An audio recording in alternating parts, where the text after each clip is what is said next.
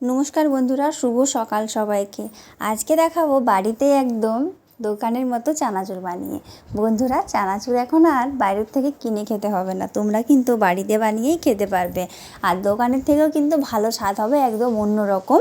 তো রেসিপিটা শেষ পর্যন্ত দেখতে থাকো বন্ধুরা। আর যদি ভালো লেগে থাকে তাহলে কিন্তু লাইক, কমেন্ট, শেয়ার, সাবস্ক্রাইব করতে একদম ভুলবে না বন্ধুরা। প্লিজ চ্যানেলটা একটু সাবস্ক্রাইব করে আমাকে সাপোর্ট করো। তো চলো, এরপর আমরা চানাচুরের রেসিপিটা শুরু করব। চলো শুরু করি। এই দেখো, প্রথমে নিয়েছি ছোলার ডাল। এটা আমি ভিজিয়ে রেখেছিলাম বন্ধুরা, মোটামুটি 2 ঘন্টার মতো ভিজিয়ে।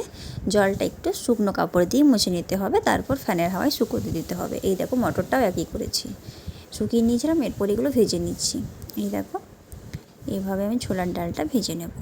এটা কিন্তু রোদে শুকোতে দেওয়া চলবে না বন্ধুরা।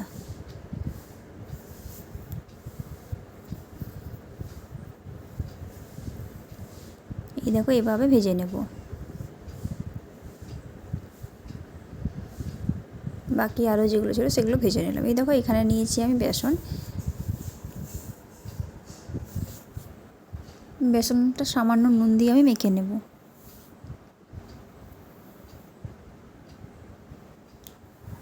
হলুদ দিয়ে দিলাম, এরপর মেখে নেবো এটাকে জল দিয়ে। এই দেখো বন্ধুরা, আমি একটু একটু জল দিয়ে মেখে নিচ্ছি।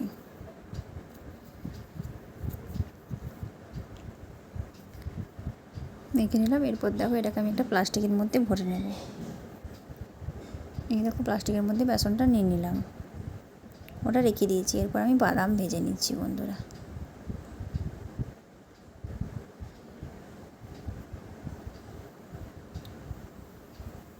বাদামটা ভেজে তুলে নিলাম। এরপর দেখো, বেসনটা যেটা নিয়েছিলাম সেটা আমি ছেঁকে নিচ্ছি। এইরকম একটুখানি ঝুড়ি ভাজা আর গাঁঠিয়ে ছাকতে হবে। এই দেখো, তুলে নিলাম। কত সুন্দর হয়েছে দেখো বন্ধুরা। এটা এইভাবে করে নিয়ে যখন তোমরা চানাচুরে দেবে তখন এটা ভেঙে ভেঙে দিতে হবে, খুবই সুন্দর হয়, একদম মুচমুচে। এই দেখো, তুলে নিচ্ছি এটাকেও। এরপর আমি এগুলো বোঁদে ছেঁকে নেবো কিছুগুলো। এই দেখো, এইভাবে দিলেই এগুলো বোঁদে তৈরি হয়ে যাবে। কত সুন্দর বন্ধুরা, দেখো কত সুন্দর একটা একটা পড়ছে। এই দেখো, কত সুন্দর বোঁদে তৈরি হয়েছে। কিছুক্ষণ ভেজে এগুলোকে তুলে নেব। এই দেখো, তুলে নিচ্ছি। দেখো, দেখতে কত সুন্দর লাগছে বন্ধুরা। এরপর কারি পাতা ভেজে নিচ্ছি। এই দেখো, সবগুলো একসাথে মিশিয়ে নিয়েছি উপকরণগুলো। সাথে আমি শুকনো লঙ্কা ভেজে এর মধ্যে দিয়ে দিয়েছি। এরপর দেখো, এখানে মশলা আছে, বিট নুন, লঙ্কার গুঁড়ো, জিরে গুঁড়ো, নুন। এই মশলাগুলো এরপর এর মধ্যে আমি দিয়ে দেবো।